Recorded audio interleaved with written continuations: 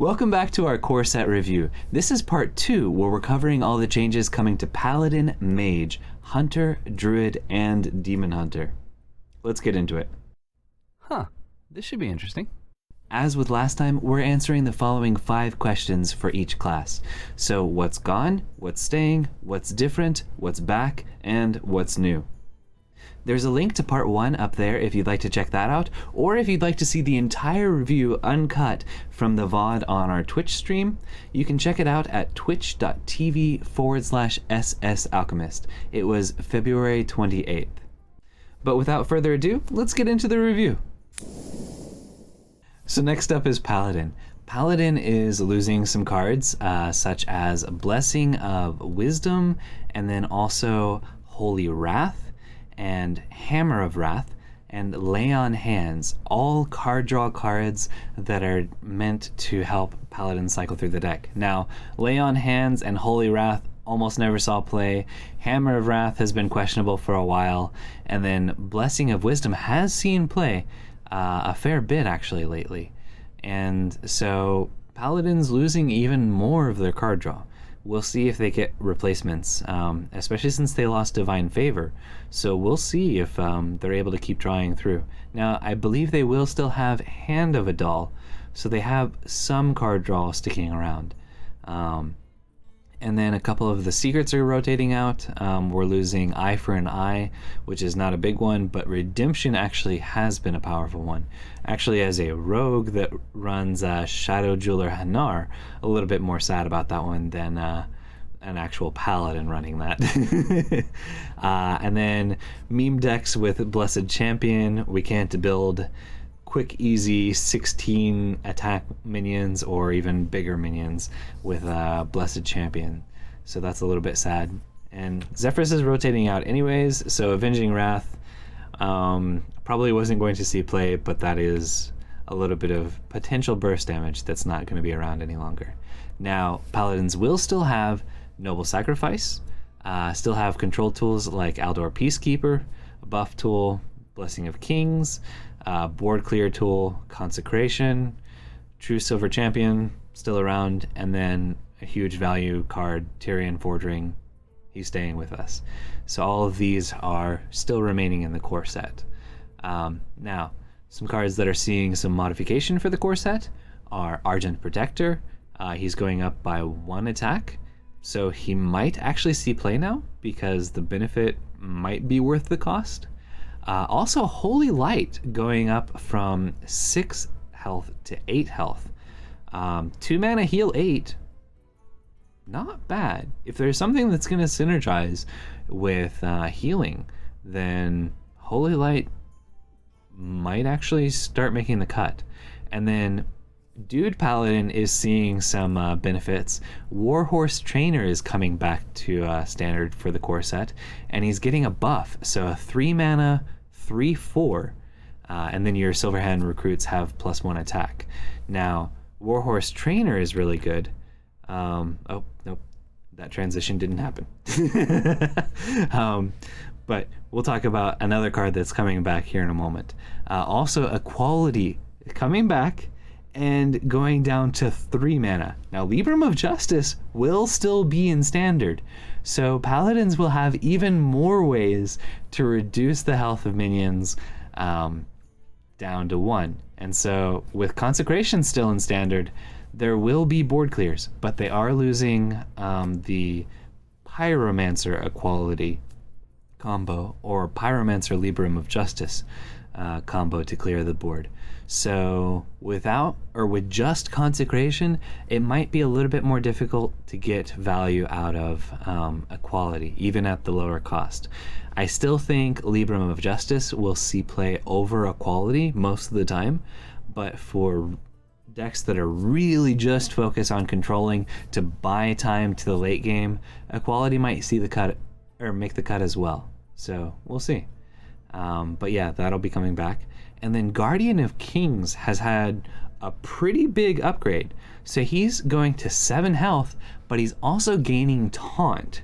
So a 7 mana 5/7 Taunt restore 6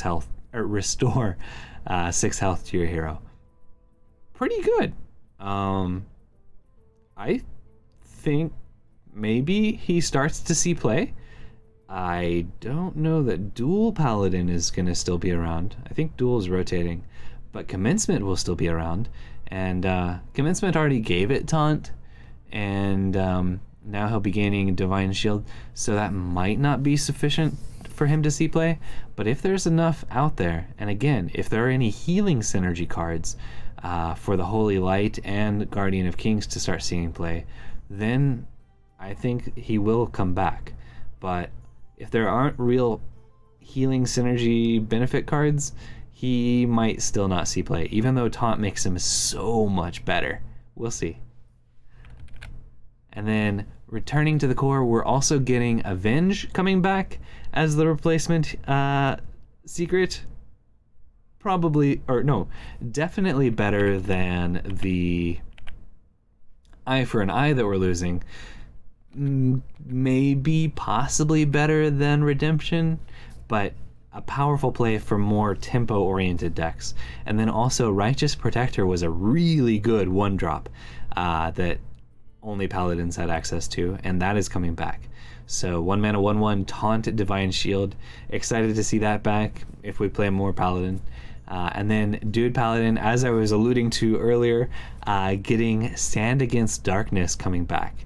So Lothraxian alongside Warhorse, alongside Balloon Merchant, alongside Day at the Fair, Stand Against Darkness. There are gonna be dudes everywhere. And I think, yes, there's a new card, Pursuit of Justice. Jumping ahead for a second. So Pursuit of Justice gives +1 attack to Silverhand's recruits you summon this game. So after you play this for the rest of the game, say you've played Lothraxian, not only will they gain Divine Shields, but they'll also have +1 attack. And this is an epic card, meaning you can run 2 of them, so you can actually have +2 attack to all the Silverhand recruits you summon this game for the rest of the game. Dude Paladin's going to be legit viable now. Now that really cool Riding on Shields Blood Knight deck that we built earlier to benefit from all the bubbles made by Balloon Merchant and Lothraxian on all the dudes. Blood Knight's going to Wild, so he's not going to be around anymore. But it's still going to be a powerful deck. That would be really cool if Blood Knight were still in Standard, but maybe they're rotating him primarily because of this. Most people might think, oh, you know, he was just a worthless card. You didn't know that Blood Knight was amazing with it. But anyways, so Dude Paladin coming back with some real power. And then the other secret we're getting back, in addition to Avenge, is the new secret, Reckoning. So after an enemy minion deals 3 or more damage, destroy it. So lackeys won't be around anymore, but enemy tiny minions smacking you won't actually eat this. It'll just be something that does 3 or more damage. And it doesn't have to do damage to your face to die. It does 3 or more damage, period. And so, no, secrets can't trigger on your turn, because you attacking into a minion will cause it to deal damage, but since it's your turn, Reckoning can't trigger on your turn. So that's a moot point. But Reckoning, interesting control tool. I mean, if something does hit your face, you're still taking the face damage. But if it was a really big minion that your opponent was expecting to get extra damage out of the following turns, or was going to be difficult for you to remove, and they didn't play around this, they're going to be sad that they lost their minion. So Reckoning is looking to be an interesting card. I don't know if it'll make the cut. It's well balanced, I think. And it's gonna feel bad when an opponent plays it and we've got this huge like King Crush that we spent all this time developing, and we gave it Wind Fury or something because we'd actually still get the initial damage in, but we'd be sad if it dies after the first hit. Yeah, probably not such a big deal. But Reckoning still pretty interesting card. Be fun. And that's Paladin. Mage is losing a fair number of their really powerful tools. So Sorcerer's Apprentice is gone. For us, combo decks and stuff like that, we're sad. But for the rest of what Mage is normally doing, we're actually quite happy that Sorcerer's Apprentice is going away. And that means we can't pop off with infinite damage Archmage Antonidas combos anymore, but Archmage Antonidas is going away too, so that finisher is gone. And now I believe Puzzle Box of Yogg-Saron, is that a Year of the Phoenix card? Whatever the case, it won't be able to Pyroblast you anymore because Pyroblast is going away. So we won't be having that going on anymore. And then also, Mage is losing a ton of their freeze tools. So Frost Bolt, Frost Nova, and Blizzard are all rotating out.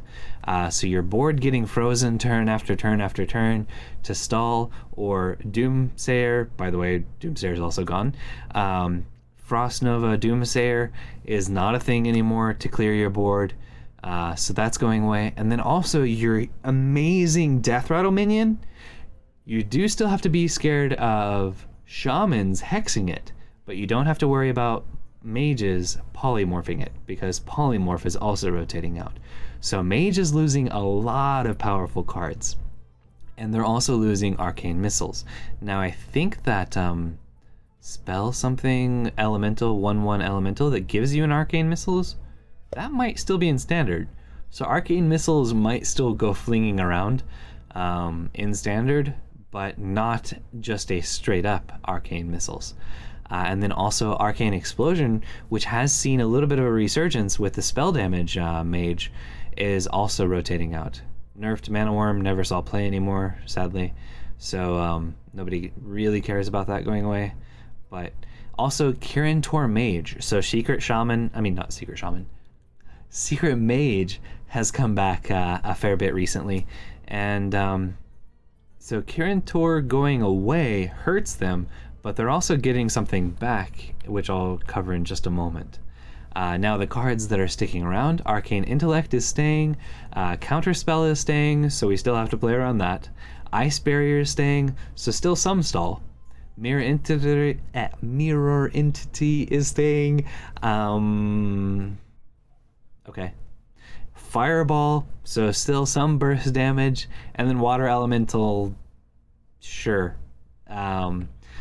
But 4 of those cards are pretty powerful, so Mage is not completely nerfed to oblivion.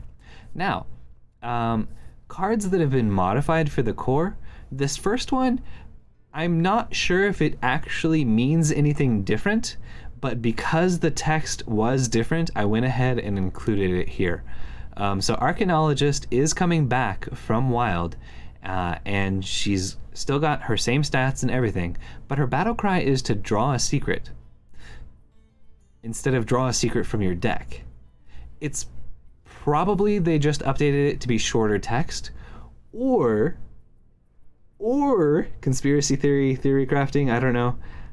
Maybe there's a way to generate secrets or get secrets from some way other than your deck. Probably not. But who knows? I mean, it's a possibility, a window into a possibility that probably doesn't exist, but it's there, it's possible. And so maybe that's the difference, in which case it would probably be a buff, but colored it green and red because we don't know for sure. And then Snap Freeze is coming back, and it is being dropped to 1 health, meaning that you don't feel so bad to freeze a minion. If it's already frozen, Destroy It is really powerful, and it wasn't really easy to pull off at 2 mana. At 1 mana, it's a lot easier, but a lot of the freeze cards, ignore the Cone of Cold right there, are rotating out. So Mage is not going to have as many ways to freeze a minion, meaning you're probably not going to get the second part of this effect out very often. But still, it's a possibility, and paired with the upgraded Cone of Cold that now only costs 3 mana and is still sticking around, doesn't feel quite as bad to lose Frost Nova, except that this will only hit a maximum of 3 minions, and sometimes you can't quite work it just the way you want because there's a can't be targeted minion, though a lot of those are rotating out. That your Cone of Cold isn't exceptional, but you can do for 4 mana a Cone of Cold snap freeze on something, and then still have 2 frozen minions sitting there. So maybe these two see play, especially now that there aren't as many freeze options for Mage. Both of these probably will end up seeing play just because they don't have alternative options, unless more freeze options come with Forged in the Barrens, which in that case, why did you bother rotating Blizzard and Frost Nova and Frostbolt? But we'll see. And then Ethereal Conjurer is coming back. Battlecry, discover a spell, has 1 extra health, 5 mana, 6/4. The discover a spell, it might be enough to get this guy to see play. At 4 health, we'll see. And then Caldera Drake. You can use your hero power any number of times. Now, the fact that Tour Guide is still in Standard means that we can do quite a bit of damage with our hero power in a single turn. I mean, for 10 mana, that still puts us, if we're playing the Tour Guides the same turn, that means we get 3 hero powers for 10 mana. So not a huge amount. And sadly, we haven't seen the bird that summons Ragnaros coming back from Wild. So I don't know that this is going to be enough to see play, but if there are Mage hero power synergy cards, then Caldera at this extra health sees play. Otherwise, probably not. Other than us trying to get extra value out of her with Tour Guide. But even in that case, we want a little bit more bang for our buck. So maybe this alludes to some hero power synergy for Mage. And in that case, Caldera Drake will see play. But otherwise, no. Also, Flame Strike getting a buff.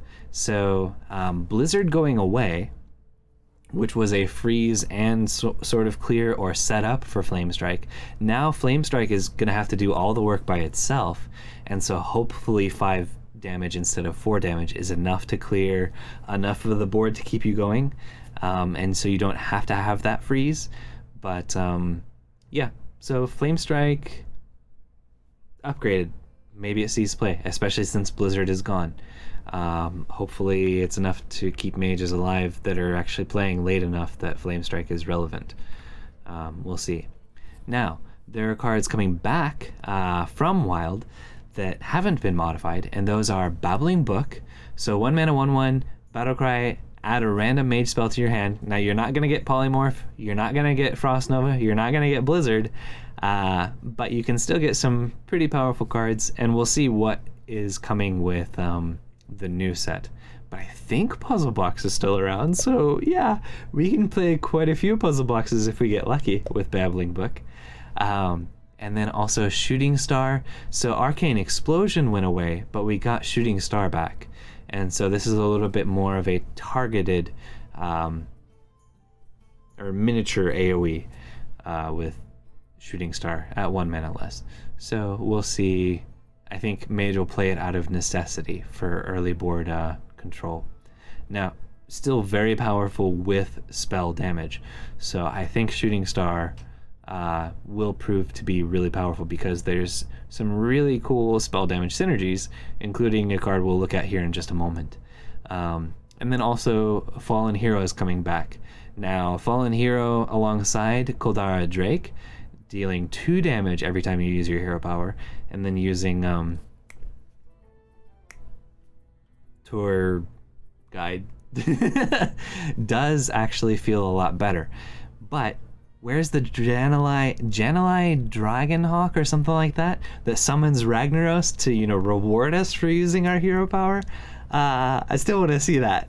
Or some payoff for doing all that damage with our hero power. So Fallen Hero, interesting. I mean, it's a 2-mana 2/3, makes our hero power better. Maybe. We'll see. And then the new card mages are getting is really cool.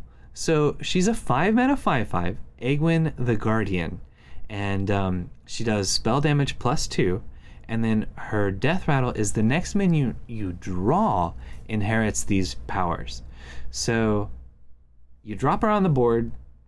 She's like a phoenix. You get to use the spell damage right away. Or, well, not like a phoenix. You actually get to use the spell damage right away. So pair her with the shooting star. You clear something, 3 damage everything, or 3 damage to those 3 minions. Not bad. Opponent kills her off, usually in their turn. So if you happen to draw a minion as your top deck, then that minion will get her powers, which I believe are going to be spell damage +2 and the death rattle to continue giving the inherited effect to future minions after her death rattle. Now, if you end up top decking a card that's not a minion, then you don't actually get to see this inherited power because it doesn't go into your hand, into minions, or onto a minion in your hand. You have to draw a minion for this effect to continue cycling. But if you've built your deck with a fair number of minions, which if you're minion heavy, you're not as spell heavy, which means you're not benefiting from the spell damage quite as much, then you can, if you balance it just right, you're going to get some real good value out of this, but it's not quite as broken as I think a lot of people are assuming it will be. Because it is kind of slow. Now, if you do have cards like the secret synergy card that summons a copy of itself, and you manage to drop the buff on that, or if you're crazy and you don't run almost any minions, but you do run Carnival Clown and some 10-mana spell to corrupt him, then you draw the Carnival Clown after you played and killed off Egwin, then your Carnival Clown inherits the +2 spell damage. And then you play a 10-mana spell to corrupt him, and then you drop the Carnival Clown, and you've got +14 spell damage sitting there, and 1 mana. So you'll have to figure out a 1-mana spell that will do damage. But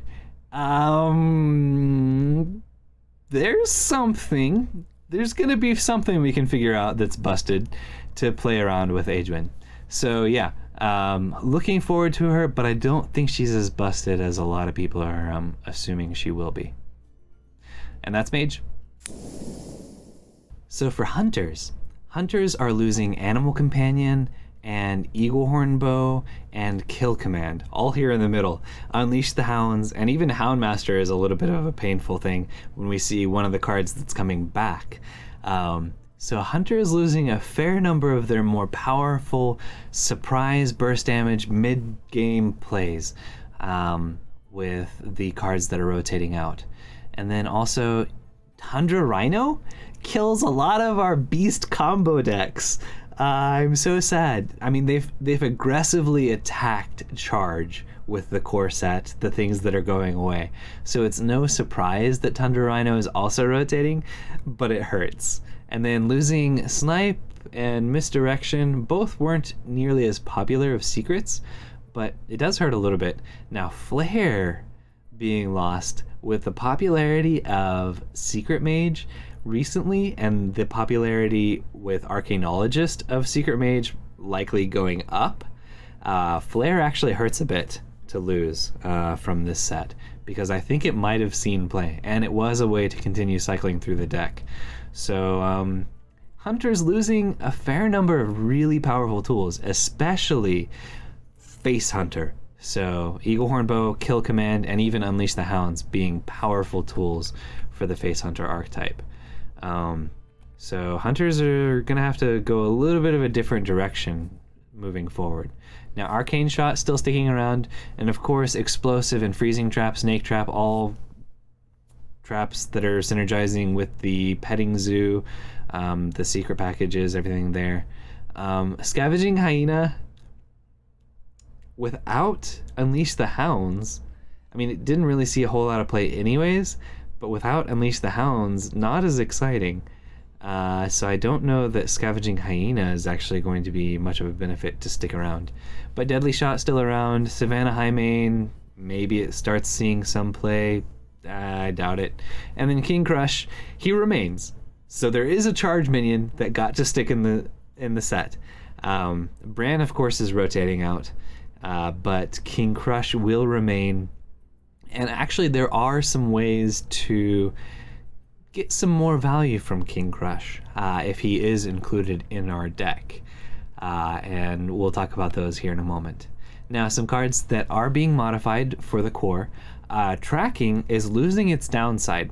Now, Brian Kibler, when he was discussing this, was talking about the fact that he never thought tracking had a downside. The fact that you discard the other 2 cards from tracking, you no longer will discard the other 2 cards from tracking.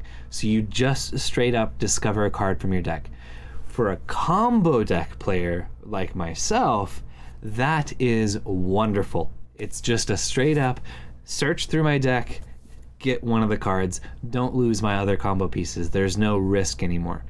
But it doesn't thin your deck anymore. And although bombs will be rotating, you don't potentially discard those either. So the potential upsides of tracking are no longer there either. But for a person who plays mostly combo decks like myself and who was using tracking to try and get to our combo pieces faster, the fact that we don't discard them anymore and this is just a straight up better card draw, I like it. I'm very glad for this change. And then another card that's actually coming back and is a value tool is Lock and Load, and that is coming back at 1 mana instead of 2 mana. So one of the spells we saw that's sticking around is Arcane Shot, and then of course we have all those 2 mana secrets. So it's pretty easy to get a little bit of value rolling with Lock and Load. And who knows, maybe I don't know if Lock and Load, the way they changed the discover mechanics and everything like that, can you get another Lock and Load from a Lock and Load? I'm sure you could in the past, but they might have changed it to where you can't just keep rolling into Lock and Loads. But maybe we see a more value-oriented or slower hunter? It's possible. But Lock and Load is looking fun and interesting. Web Spinner is coming back to Standard. I believe that was from Nax. And 1 mana 1/1 to add a random beast to your hand, and it's a beast itself. Really good. Everybody loved it, and it's coming back. Headhunter's Hatchet. So we lose the Eagle Horn Bow. Now Headhunter's Hatchet doesn't deal as much damage, but maybe it has the durability that is kind of close to Eagle Horn Bow could get sometimes. It's just a downgraded version. Now, if you are a burn deck and you haven't managed to draw your librarian that will make sure you have 3 cards at the end of your turn, another way to cycle through the deck a little bit if you've dumped everything else out already is Quick Shot. That's coming back, so that's a little bit of over-the-top damage. It's not nearly as much as Kill Command, but it is cheaper and has the potential to draw you that one last little bit of burst damage you need to kill the opponent. Bear Shark is also coming back. 3 mana, 4/3, can't be targeted by spells or hero power. Really nice, really powerful. Can't use it with Houndmaster because Houndmaster's going away. So, I mean, it's just a nice tempo 3 mana play and, an alternative to Animal Companion, but it's not amazing. And you can't target it with the really cool card I'm excited to see back, Dire Frenzy. So Dire Frenzy is going to get us huge value. Now, Stone Tusk Boar also has been nerfed. We'll talk about that later. But yeah, so you're not doing the crazy plays with Dire Frenzy and Stone Tusk Boar, but we can get a bunch of King Crushes if we manage to stick one to the board or discount it. Also, Scarlet Webweaver is rotating, so I'm not sure how we're going to get King Crush for cheap, but we'll figure something out. I'm sure there will be some way to do crazy things with Dire Frenzy. Maybe not with King Crush unless there is another discount card printed, but we'll see. But Dire Frenzy will open the door for a fair number of really interesting, really fun combos. Now, if we do want an extra copy of King Crush, and we have to pay full cost for him, it is possible to get an extra copy with this new card. Selective Breeder is a 2-mana 1/1 with a battle cry to discover a copy of a beast in your deck. So if you only run, say, 3 beasts in your deck, you will be able to selectively choose which beast you're going to draw from your deck. Or if you've buffed something with Dire Frenzy already and it's shuffled into your deck, and you don't have many beasts in your deck, you have a high chance of discovering a copy, not pulling it out. So you still get the original copy left in your deck, but you get a copy of it in your hand with Selective Breeder. So this is a really cool card for a deck that's looking to pull some powerful beasts out of the deck.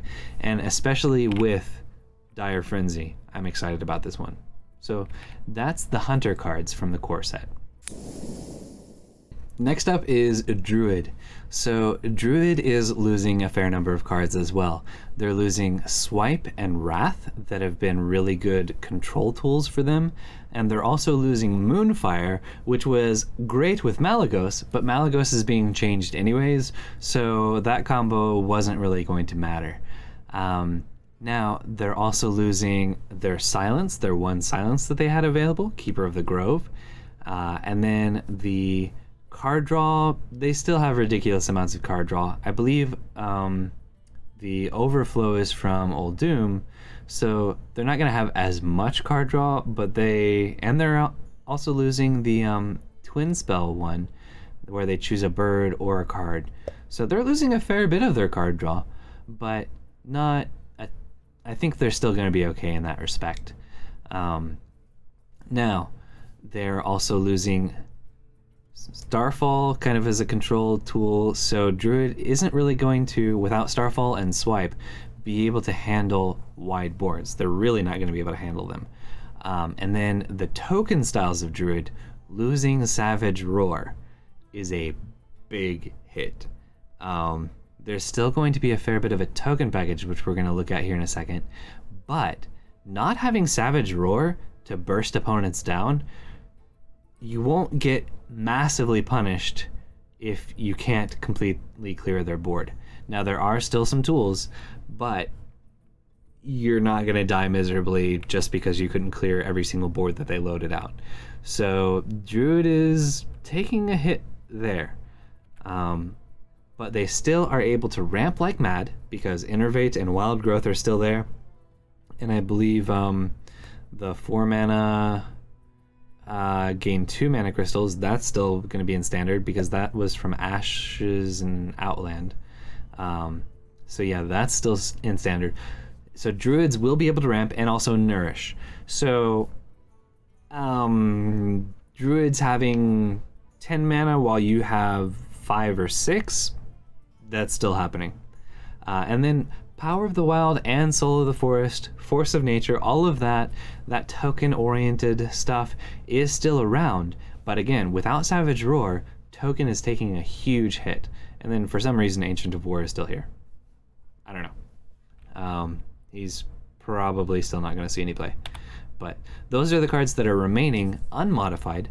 Now we do get a couple cards that are seeing modification as well. Mark of the Wild is getting a minor upgrade to add, instead of just 2/2 in Taunt, it's adding 2/3 in Taunt. Does that mean it'll actually see play now? Probably not, but maybe, sometimes, it's possible. And then also, Druid of the Claw is seeing a fair bit of a change. So he's going up to 5 attack in all of his forms. So base form, I mean, I don't think you ever really see the base form unless he gets summoned somehow. But he's a 5/4, and then the 5/4, the cat form, now has Rush instead of Charge. So you can't charge the enemy face with Druid of the Claw anymore. Now, he didn't really see much play recently. Maybe as a 5 attack minion, he could possibly make the cut. I don't think so. And especially now that he's been nerfed not to have charge, I would be surprised if Druid of the Claw makes it in most decks. A card that's coming back from Wild is Menagerie Warden. She's going down to 5 mana from 6 mana, but she's also losing 1 health and 1 attack. But honestly, we didn't really care about the stats on her so much as the fact that now that she's cheaper, we can drop, say, on turn 10, or rather, when you're at 10 mana and your opponent is at 6 mana, you can drop a Twilight Runner and then copy it with Menagerie Warden. So otherwise you would have had to have Innervate or something like that in order to be able to pull that combo off. But now that Menagerie Warden is 5 mana, it's possible to do all that in 1 turn. And that's quite a bit of stats. With her just at 4/4, the fact that you're getting a copy of a beast, that's a lot of pressure, a lot of tempo. So, and also, if it is a minion like Twilight Runner to help you cycle through the deck like mad, it's a powerful play. So Menagerie Warden actually might see some play. And then Cenarius going down to 8 mana from 9 mana. So maybe he actually sees some play now? I don't know. It is, I mean, he is like the replacement of a Savage Roar for Token Druid, and the Treants as an alternate way to benefit from him work with the Treant synergies that are sticking around. And then speaking of Treant synergies, we're also getting Landscaping coming back. So Landscaping to summon 2/2/2 Treants is coming back from, I believe it was Boomsday. And so Treant token style of Druid, that kind of unique type of token Druid, is seeing a bit of a buff. And then also we're getting Pounce back. Now we're not getting the card that was great with Pounce back, which was from Rustican's Rumble, the one that cared about or allowed you to attack with your hero a bunch of times in a turn, if you set it up all right. So Pounce, sure, might see some play. And then Enchanted Raven, a 1 mana 2/2. So now Token Druid will have not just Blazing Battle Mage to play with. I think Blazing Battle Mage is from the Year of the Phoenix. Pretty sure. So there are a couple 1 mana 2/2s in the game now. And then Feral Rage coming back. Choose one, give your hero +4 attack, or gain 8 armor. It's honestly just weaker than the Amulet from Darkmoon Faire. So I don't know that Feral Rage is going to see much play, but it could in some specific type of deck. I don't think so, though. And then Druids are getting 1 new card, the Nordrassil Druid. She's a 4 mana 3/5 with a battle cry that the next spell you cast this turn costs 3 less. So on turn 4, you could play this into a Wild Growth, all for 4 mana. I don't know, there are probably a fair number of other broken combo things you can do with this, but basically it's like you play a 1 mana 3/5 if you've got a 3 cost or greater spell that you want to and are able to play out that turn. So probably she doesn't have taunt or anything like that, but I mean, that is board presence. She is taking up a deck slot, but with how Druid can ramp and cycle through their deck, and they'll still have Nourish, but without Overflow, they are losing a fair bit of their card draw. I'll have to look through and see how much card draw they have left over after the ones that they lost.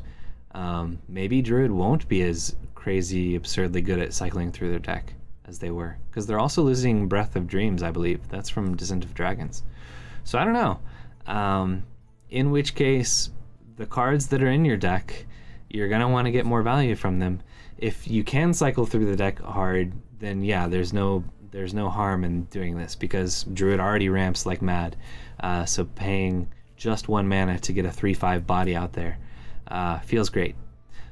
But yeah, Druid taking a bit of a hit, but I think they'll still be okay. Onward to everyone's favorite class, Demon Hunter. So Demon Hunter are losing a fair number of cards. Even though they just joined the game this year, there are a fair number of cards from the Initiate set that are rotating out. And so let's go ahead and start looking at these. Losing cards like Mana Burn and Twin Slice really drops their power level down, their ability to mess with your turns. Yesterday we got hit hard by somebody playing Mana Burn. I was surprised because I hadn't seen it see play much. But they stopped our removal turns with Mana Burn, so glad to see that rotating. Also, their broken OP Consume Magic Silence is going away. And then Twin Slice with Blade Dance going away, also a huge hit to them. So now they won't be able to build up a huge, super high attack on their hero and then kill all your big minions that were going to stop them from smacking you in the face with their super high attack that they use the Twin Slices. So nice to see that rotating out. A couple other cards that are going away. Altruist, so we don't have to worry about everything getting melted, and you know they weren't going to have Twin Slice anyways, so maybe they wouldn't have been able to melt us as hard as they could, but Altruist going away, and then the rest haven't been crazy overpowered cards. Honestly, a little bit sad to see cards like Soul Split especially. I don't know that anybody except us played it, but Soul Split was a fun card. Hulking Overfiend, a little bit sad to see go in a big demon hunter, but there is a big demon coming that will be more than sufficient to make up for that. We'll cover here in just a moment. And then more in token style of deck, Wrathscale Naga and Nethrondimus going away. And losing Command the Illidari, so a lot of their token generation is also going away. But they will still have token generation with the coordinated strike, so they are still able to summon some Illidari with Rush, just not nearly as many as they were before. And you can still benefit from that with the Feast of Souls. Now, Demon Hunter hasn't lost their card draw, or nearly as much as their card draw as a lot of the other classes. They still have Chaos Strike, Crimson Sigil Runner, Spectral Sight, all of that. Raging Fell Screamer, actually likely to see some play with not just the Lifesteal OTK Demon Hunter, that's still going to be perfectly viable, but with one of the new cards that are coming for Demon Hunter looking ridiculously strong. And I-Beam is still there for the Lifesteal OTK. Aldrachi Warblade's still there. So, yeah, Lifesteal is still terrifying. They're going to be able to OTK us. Battle Fiend for those more aggro-oriented decks. And then some decks might actually start playing Control-y Demon Hunter. Probably not, but Chaos Nova is there if you feel the desire. Now, one card that is seeing a change is Warglaives of Azzinoth. It is going back down to 5 mana. I do believe this is a card that was nerfed to 6 mana because it was considered OP, and it was causing an uproar early on, but it's dropping down in durability to 3. So it never really saw play, or it barely saw any play at 6 mana. Going back down to 5 might see play. However, Twin Slice rotating out, so your super cheap way to get huge value out of Warglaives of Azzinoth has gone away. Now, without Blade Dance, Demon Hunters might really want Warglaives of Azzinoth. And actually, yep, Warglaives of Azzinoth makes the Illidari Inquisitor a little bit more interesting, because Illidari Inquisitor is a great card. It's 8 mana, so expensive, but what he can do, so he's an 8 mana 8/8 demon with Rush. After your hero attacks an enemy, this attacks it too. An enemy. Which means you can play this, rush it into a taunt minion that's in your way, smack the opponent in the face with your 1 mana hero power, and then he, after having killed off that taunt, will attack the enemy hero's face as well. So he gets 16 damage out, as long as he survives, the rush attack. Or if there's not a taunt in the way, then you can smack the opponent in the face, and then he can trade into something huge with his rush. So Illidari Inquisitor, that's really powerful. And you think about it, oh hey, what card did I just mention was staying in the core? Raging Fell Screamer. So that might not be an 8 mana play, or he might not be an 8 mana minion, but he could come down at 6 or even 4 mana. Now, not turn 4, because you do have to play the Fell Screamers, but you also need either a weapon equipped or a hero power in order to get the face damage from Illidari Inquisitor right away. But so Demon Hunter still has plenty of ways to smack you in the face pretty hard. In addition to the Illidari Inquisitor, Demon Hunters also get Corvus Bloodthorn. She's a 2 mana 2/2 with charge, so there's an introduced charge minion, just for Demon Hunters of course, that has lifesteal, and then you can actually bounce her back to your hand after you cast a card or play a card with Outcast on it. I don't think it has to be a card in the Outcast position, but as long as it has Outcast on it. But just playing a card from the Outcast position won't bounce her. So I think that's the specifics of how she'll work. Now, as a 2 mana 2/2 with charge, she's not doing a whole lot of damage, and if there's a taunt in the way, this bounce effect doesn't really matter, because 2 attack is not normally enough, or 2 health is not normally enough to survive an attack into a taunt. So really you need a clear path to the opponent's face, but you can recover quite a bit with it. I don't know. And you don't really buff her up, because when she bounces back to your hand, she's going to lose all those buffs.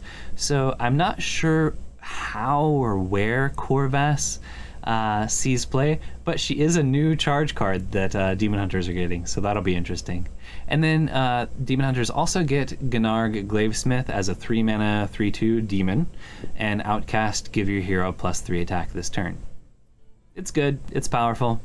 Another way to get extra lifesteal out of Eldrazi Warblades. So not bad, but not OP.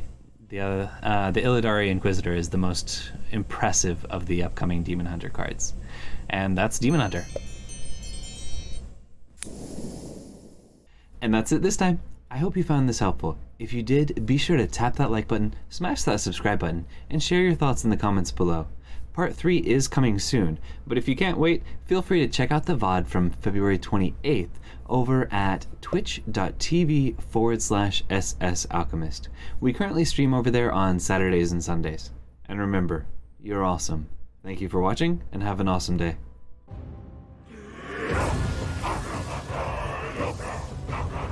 Strength and honor.